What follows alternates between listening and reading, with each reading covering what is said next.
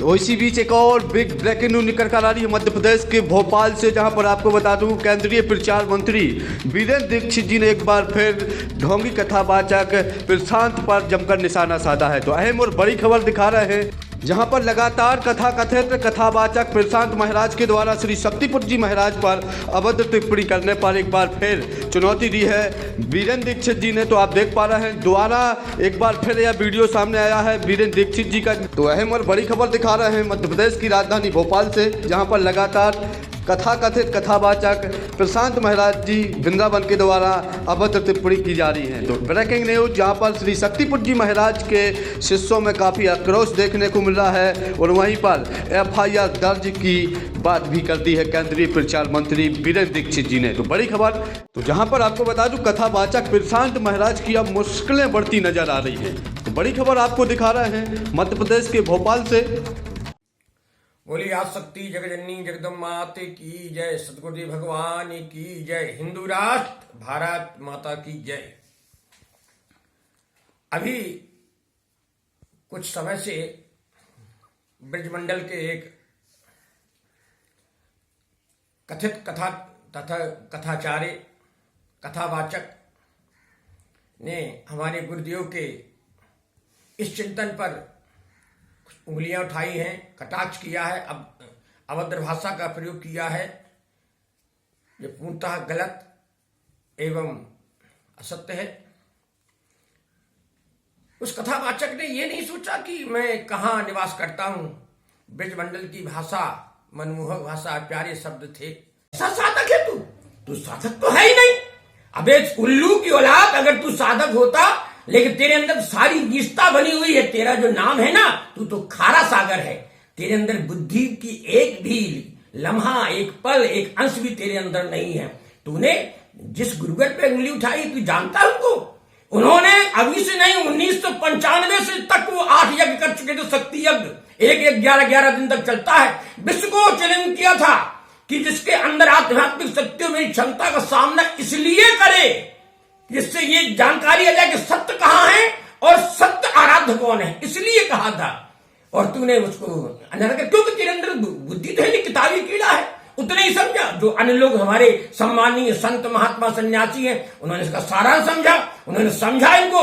अबे बेवकूफ, घर घर हर जगह मठाचार्यों में भी पत्र पहुंचाए गए थे कि सत्य ये है, सत्य का सामना करो। आज उसका परिवर्तन है। हमारे शंकराचार्य महोदय भी, बड़े बड़े संत महात्मा भी अब अपने मठों से निकल करके, आश्रमों से निकल करके जन जागरण के कार्य में लगे हुए हैं। तू तो एक कथावाचक भी नहीं। ध्यान रखना, तूने जिस ऋषि के बारे में अपशब्द बोला है, जो तूने अपशब्द बताया है, अबे चमगादड़, अबे छछूंदर, तेरी कथा कभी प्रभावक नहीं होगी। तू समाज में कभी परिवर्तन डाल नहीं सकता। याद रखना, तेरी सारी उम्र, जिंदगी भर तू भीख मांग कर गुजारा करेगा। ये बात ध्यान रखना, क्योंकि तू जिसके बारे में कुछ पता ही नहीं, तेरे कुछ पता नहीं। अरे राधे राधे है तो कृष्णा तो साथ में है। राधा हमारी ब्रज की मूर्ति रही है, लेकिन सम्माननीय है, आदरणीय है, श्रद्धेय है। लेकिन केवल उन्हीं के स्मरण करने से सब कुछ हो जाए तो लोग संघर्षशील नहीं बनेंगे। उसमें कृष्ण का भी नाम जुड़ा होना चाहिए। राधे कृष्णा उसमें जुड़ा, राधा कृष्ण गोविंद जय जय, गोविंद जय जय मेरो गोपाल जय जय, राधा कृष्ण मेरो गोविंद जय जय, राधा कृष्ण मेरो गोविंद जय जय। प्यारे प्यारे भजन ने गीता का ज्ञान दिया। कृष्ण भगवान ने गीता का क्यों ज्ञान दिया? कृष्ण भगवान ने कभी कहा कि नहीं तुम मुझे मत जपना? कभी कहा गीता में कि मुझे मत जपो, तुम केवल राधे को जपो? उन्होंने कहा नहीं, कर्म करो और साधना भक्ति करो, तब तुम इस जीवन रूपी संग्राम से विजय प्राप्त कर सकते हो। आपको तो बहुत ध्यान समाज को देना चाहिए, लेकिन नहीं, तूने तो निष्ठा की सारे हदें पार कर दी। और निश्चित ही तुझे प्रकट सत्ता के द्वारा वो दंड अवश्य प्राप्त होगा। कुदरत तुझे वो दंड अवश्य देगी। तूने जिस ब्रजभूमि से यह बात उठाई है, अन्य लोगों ने तो ये साबित होता है तो उस ब्रजभूमि में रहने के लायक ही नहीं। ना तूने उस ब्रजभूमि से शिक्षा प्राप्त की है। वह ब्रजभूमि एक महान तीर्थ है, जहां पर संतों का समावेश होता है, जहां पर सत्य ज्ञान की चर्चा होती है, प्रेम वात्सल्य की प्रतिमूर्ति ब्रजभूमि। वहां से तुझे से धूर्त वहां बैठ करके बात करते हैं। अबे नालायक, तुझे और तेरी पीढ़ियों को कभी क्षमा याचना प्राप्त नहीं होगी।